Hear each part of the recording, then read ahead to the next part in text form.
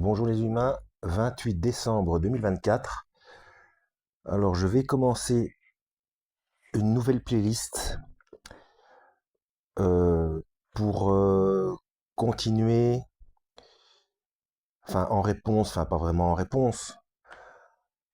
En fait, ma vidéo précédente, qui a eu quand même son petit succès, c'était à quoi joue Michel Onfray. Et en face de lui, il y avait quelqu'un qui s'appelle Jean Stone et qui avait des contre-arguments percutants. Euh, je le connais un petit peu, d'ailleurs j'avais fait déjà, j'avais repris certains de ses arguments dans ma vidéo, Jean est-il Jean? Alors vous avez vu dans ma vidéo, enfin le titre de ma vidéo, à quoi joue Michel Onfray, j'ai mis un petit 1 parce que je comptais faire plusieurs vidéos. Ce que je vais faire, mais au lieu de perdre trop de temps, je vais directement m'attaquer, enfin m'attaquer, on va plonger plutôt, on va dire, dans les arguments de Jean Stone. Parce que le peu que j'ai montré dans la vidéo à quoi joue Michel Onfray, c'était vraiment très peu, hein, parce qu'il y avait non seulement des... donc, enfin, Tacite, il l'a cité, mais là, il n'a pas cité le contenu de Tacite. Mais il y avait aussi... il existe aussi un texte de Tibère, Tibère qui était empereur euh, au temps de Yeshua, du Christ, et qui recevait notamment des rapports de Ponce Pilate, hein. Et puis, enfin, il y a tout un tas de choses comme ça, hein. Et pour les incrédules, parce que c'est toujours le même problème, c'est une question de manque d'information. Il y a des choses qui sont facilement acceptées. On va prendre un exemple tout bête. On va prendre l'exemple d'Alexandre le Grand. Personne, au grand personne, ne va douter de son existence. Alors qu'il y a, je crois que c'est une histoire de, si ma mémoire est bonne, environ 200 fois moins de preuves de l'existence d'Alexandre le Grand que de l'existence du Christ. Et il y a des tas de documents autres que la Bible où on parle du Christ. Il y en a des tonnes. Et même dans des documents qui sont contre le Christ. Par exemple, le Talmud. Euh, D'ailleurs, j'ai fait aussi, j'ai une playlist le Talmud. Hein, allez voir, il y a des choses qui sont pas piquées des vers. Et donc, dans le Talmud, donc ça date, il y a des écrits qui datent du premier voire deuxième siècle après Jésus-Christ. Et donc, on n'arrête pas de salir le Christ. Justement, on ne va pas aller salir quelqu'un qui n'existe pas. Vous voyez? Donc, et puis ils étaient très contents qu'il avait été tué, etc. Attention, pas mettre tout le monde dans le même bain. Yeshua, le Christ lui-même, a dit que le salut vient des Juifs, hein. Donc, et puis il y a les Juifs messianiques aussi, etc., etc. Donc, c'est pas, faut pas mettre tout le monde dans le même bain. C'est pareil avec les musulmans, avec les chrétiens. Enfin bref, les chrétiens, il y a eu les croisés, les, euh, les colonisateurs, etc. Enfin bref, c'est toujours pareil, hein. Toutes ces religions qui sont fabriquées pour qu'on s'entretue, c'est toujours pareil, hein. C'est toujours le même cinéma.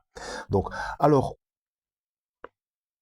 cette playlist va s'intituler selon le livre, voilà, Jésus l'enquête de Jean Stone. Alors, ce qu'il y a aussi avec les incrédules, les athées en général, c'est que chaque fois que vous voyez, alors demandez-vous pourquoi, chaque fois que vous voyez le mot Dieu ou le mot Christ ou Jésus ou n'importe, vous, vous avez un phénomène de rejet. Alors que pour, pour démontrer que quelque chose n'existe pas, il faut étudier la chose, il faut se plonger dedans. Moi, j'ai été élevé dans une famille à l'esprit scientifique. Et ben, moi, je voulais savoir pourquoi, pour pouvoir démonter la chose. Et à un moment donné, si c'est vrai, c'est vrai. Si les arguments sont convaincants et vérifiés, que peut-on faire d'autre d'avouer qu'on a eu tort? Mais le fait d'avoir ce phénomène de rejet, vous devez accepter que ça vient d'une... comment est-ce qu'on appelle ça? Bon, je ne trouve pas les mots. Mais bon, bref, c'est un phénomène indépendant de votre volonté. C'est un réflexe. En tant qu'être humain, en tant qu'être intelligent, on ne va pas se laisser faire par un réflexe. Si on a ce phénomène de rejet qui nous empêche d'aller creuser, d'aller chercher les informations, c'est qu'il y a quelque chose de louche là derrière. Et ça fait penser un petit peu au programme, un programme qui a été repris par les États-Unis. D'ailleurs, les États-Unis, à la fin de la Deuxième Guerre mondiale, ils ont repris tout un tas de choses et ils ont été chercher des savants en Allemagne, tout ça c'est connu. Hein.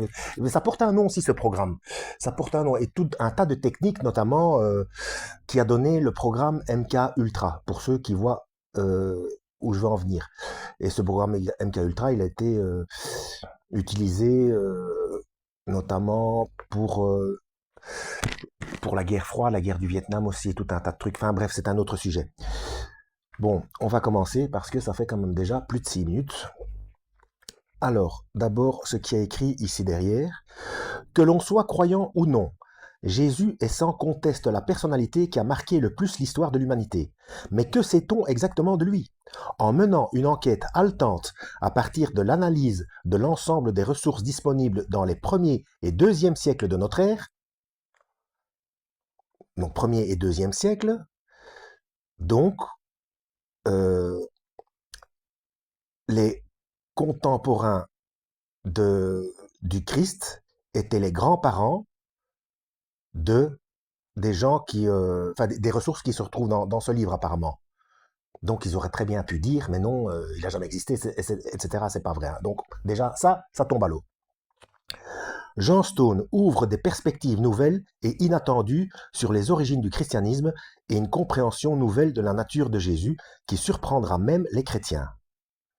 Alors, sans équivalent, ça c'est Monseigneur Jean-Charles Thomas qui dit que c'est sans équivalent. Bon, évidemment, un Monseigneur, il est de parti pris, on est d'accord. Oui, alors encore un petit détail avant que je commence, qui a une sacrée importance pour ceux qui viendraient titiller. Oui, mais c'est 1er et 2e siècle après Jésus-Christ, donc vous avez les manuscrits de Qumran qui ont été retrouvés. Ça aussi, c'est quand même extraordinaire. Ça, ils ont été découverts en 1947 et on retrouve encore maintenant d'autres morceaux. Et c'est seulement maintenant que ça... Et on en parle une fois tous les 10 ans à la télé. Enfin, bref, les manuscrits de Qumran, les plus anciens datent de 4 à 5 siècles avant Jésus-Christ. Et donc ça, je dis aussi pour les musulmans qui disent que la Bible est trafiquée. Bon, ça y est, maintenant, on a traduit la plus grosse partie. Et il y a, à part quelques petites différences de mots, de syntaxe, c'est pareil que les Bibles qu'on voit aujourd'hui, excepté, je le redis encore une fois, la Bible des témoins de Jéhovah, la traduction du Mont Nouveau, qui est vraiment trafiquée, et les éditions chinoises aussi. Hein. Et on a retrouvé d'autres textes aussi, qui ne sont pas la Bible, qui ne sont pas les manuscrits de Qumran, mais qui datent c'est beaucoup plus ancien aussi, entre 5000 à 8000, mais du coup, c'est sur des tablettes en pierre, et donc c'est la même histoire. Alors, d'aucuns diront, oui, ils ont copié ça de ça pour inventer la Bible, etc. Le mot Bible, la Bible, c'est pas un livre. Le mot Bible vient de Biblia, ça veut dire les livres. Donc c'est une compilation de l'histoire de l'humanité. Voilà, basta. Bon, on y va. Alors, Jean Stone. Jean Stone est philosophe des sciences et spécialiste des rapports entre science et foi. Il est professeur affilié à l'université Mohamed VI Polytechnique à Rabat, maître de conférences à HEC et fondateur de l'université interdisciplinaire de Paris. Il a écrit plus d'une dizaine de livres, dont les best-sellers Notre existence a-t-elle un sens et Les clés du futur, et dirigé 3 ouvrages collectifs auxquels ont participé 11 prix Nobel et de nombreuses personnalités. Donc, c'est pas n'importe qui. Hein.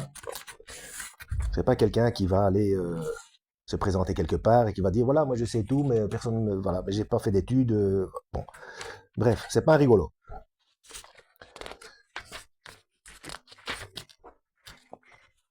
La petite préface.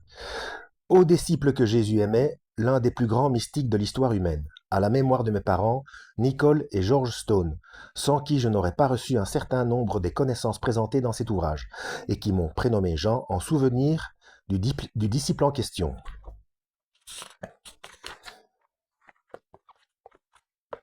Alors on va dire, oui, il était déjà prédisposé, il a été éduqué comme ça, etc. Mais apparemment, il a creusé la chose hein, pour être certain de pouvoir avoir des arguments euh, quand, on, quand on veut le mettre à défaut. Hein.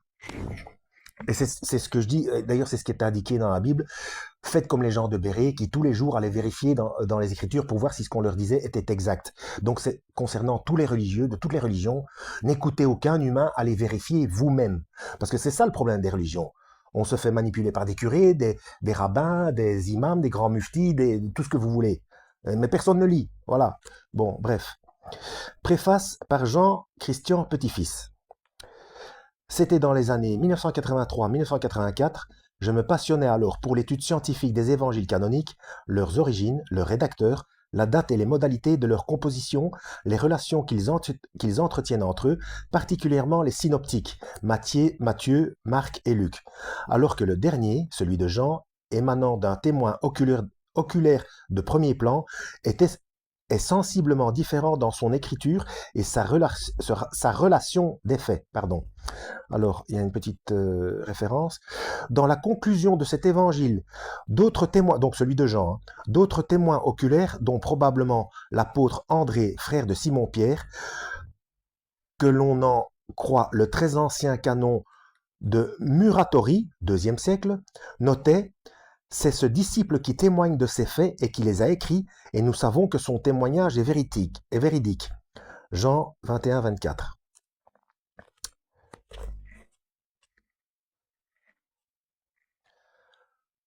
Tout cela se plaçait pour moi dans la perspective, encore vague et lointaine, à l'époque, de préparer une vie du Jésus de l'histoire, que je ne publiais qu'en 2011, à l'issue d'une enquête approfondie.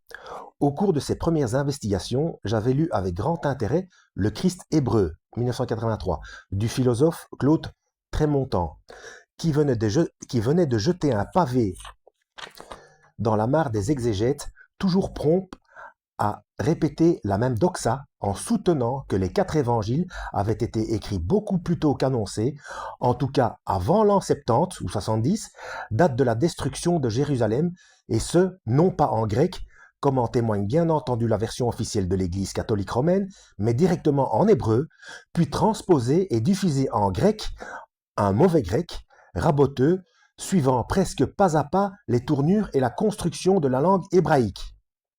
Eh ben, ça commence fort, hein. Donc, on va s'arrêter là. Ça fait déjà plus de 13 minutes, mais vous voyez, ça commence fort, hein. Donc, c'est toujours pareil, que ce soit les politiques ou les religieux. Donc, on a des textes qui sont plus anciens que l'an 70, l'an 70. D'ailleurs, voilà, je répète, hein, les plus anciens qu'on a retrouvés, les manuscrits de Qumran, c'est moins 400. Hein. Et même le Vatican cache ces choses. Comment voulez-vous si, ce sont toutes des petites choses, hein, comme d'ailleurs aller voir ma playlist Les athées ont-ils raison, c'est pareil pour la simple vulgarisation scientifique en astrophysique, mécanique quantique, physique des particules, faire s'intéresser les gamins depuis les primaires au Big Bang, etc., les véritables explications. Ben, si on donne les véritables explications aux humains depuis l'enfance, et qu'ils puissent vérifier eux-mêmes une fois qu'ils commencent à s'y intéresser, en préadolescence, etc. Mais tous les religieux et tous les politiques, ils peuvent aller se coucher. Ils se retrouvent tous soit au chômage ou emprisonnés selon les individus. Bon, j'ai essayé de souffler un petit peu et on reprendra ça au prochain épisode. Donc voilà, ce sera la playlist Jésus l'enquête de Jean Stone. Et comme c'est la première vidéo, en description, je mettrai, pour ceux qui ne l'ont pas vu, la vidéo, euh, l'épisode 1 de À quoi joue Michel Onfray. Voilà, lisez la Bible et que Dieu vous guide.